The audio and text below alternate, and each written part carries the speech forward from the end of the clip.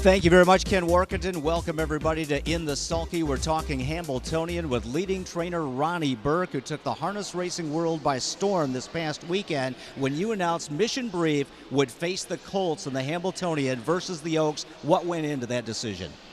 Basically, she was a lot better than she's been. That's why she looked like herself, and she felt like that she was ready to go. And I've said all along that I believe her best is as good as anybody else's best.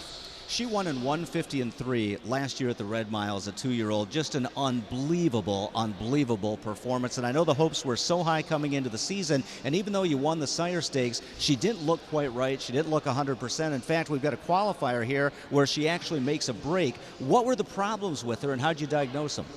I mean, really, it was basically a debacle starting out this year. Like, nothing was right. We couldn't figure out why.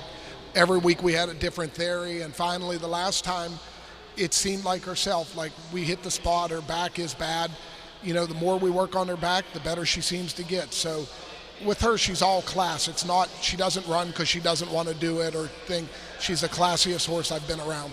Now, those back issues, is that something you inject? Is it chiropractic? How do you go about correcting that? She's had both, and massages and everything. And the thing that really put her over the top, Dr. Mitchell came in and they actually ultrasounded her back and put needles into her, joints, and from that day, she was immediately better. And from there, the first race back was more like herself, and then the other day she really was like herself.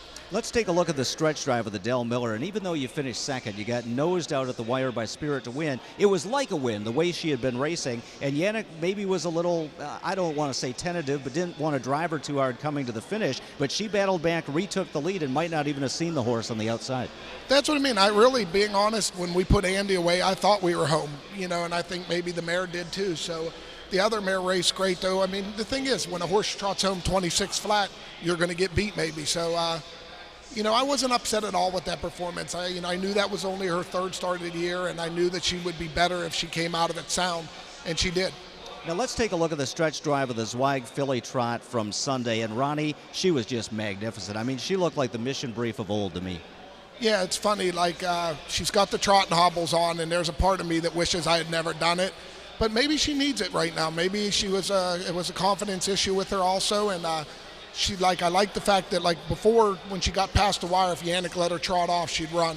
Yannick let her open up a little bit there, and she looked just as good as always, so I was very happy with that. Well, to win the Hambletonian, you're going to have to beat Jimmy Takter, who could enter anywhere from 4 or 5, maybe even 6 colts in the Hambo. Pinkman looks like the best of his bunch. Which of his colts worry you the most? Obviously Pinkman he's very consistent. He's been a super horse. He has my driver too, so, that worries me. But, all Jimmy's horses are very talented. And there's other horses in the field. Centurion ATM, scares me. That horse has a lot of ability, too. But, I've said all along, I think my filly's best is as good as anybody's best. So, my worry is not to worry about them. My worry is to make sure we have her as good as we can that day. And you touched on what is the hottest topic in harness racing. Who is Yannick Gingras going to drive in the Hambletonian? And ironically, you and Jimmy Takter are friends. Didn't he go to Sweden with you when Buckeye St. Pat was in the elite lot? Yeah, no, my family gets along very well with his family and everything. But, we're both very competitive people, and obviously we both want to win.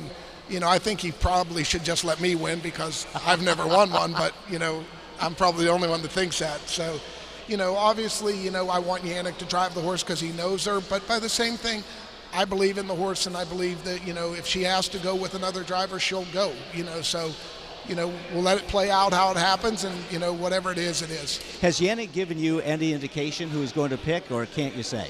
I noticed he's not been calling lately, so really, me and Yannick get along so well when it comes to that. He knows that I want him to drive the horses, and but by the same thing, I understand that for him this is a job, and this is what he does to make money too. So, it'll work out, and I believe in her, and she'll do it with or without him, hopefully.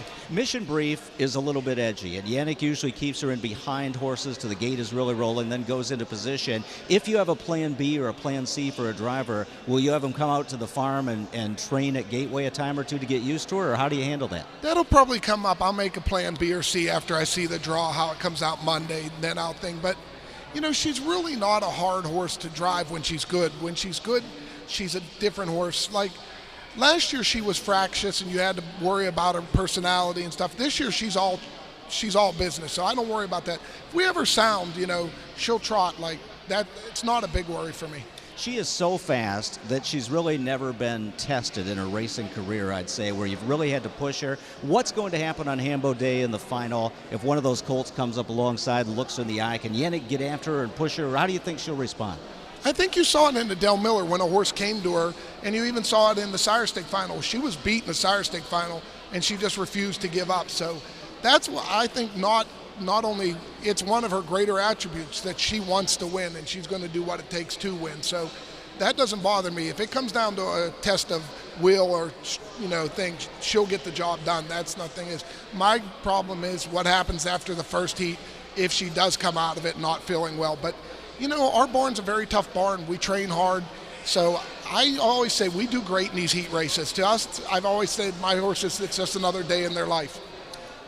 You have won everything in sight. The Burke Brigade, the Hambletonian is the holy grail of our sport. What would it mean to you and your family to win that race? Well, I mean, especially with my father. This is a filly that my father broke. He's had her this winter and stuff like that. Obviously, my dad's not going to be around forever. I mean, it seems like he's going to be, though, and, hopefully, God willing, he will be. But, it's very important to us, that we all do it together. So, this means a lot to us. The owners are great.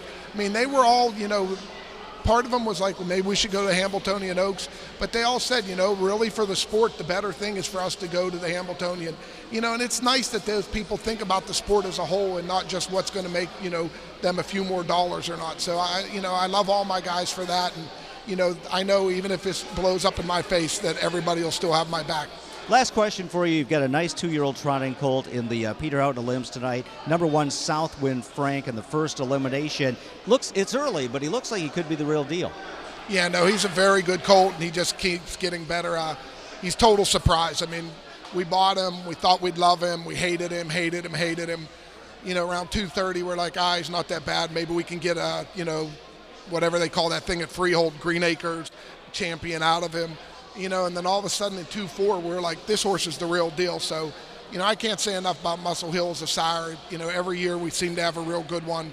And, it always seems to be a Muscle Hill. So I'm a believer. Well, Ronnie, thanks for joining us. Good luck tomorrow at the Adios at your home track at the Meadows. You got 3 chances to win that, and we'll see you at the press conference on Monday. Yeah, tomorrow's a big day for us. It's like almost a mini Hambletonian. So would there be a party after the races on the hill if you win at the Meadows? Yeah, there'll be a party we win or lose. So we're good losers sometimes. All right, Ronnie Burke, thanks for joining us. Best of luck with Mission Brief next week in the Hambletonian. 17 minutes until post. Wendy Ross in the air chair next to tee up tonight's elimination action.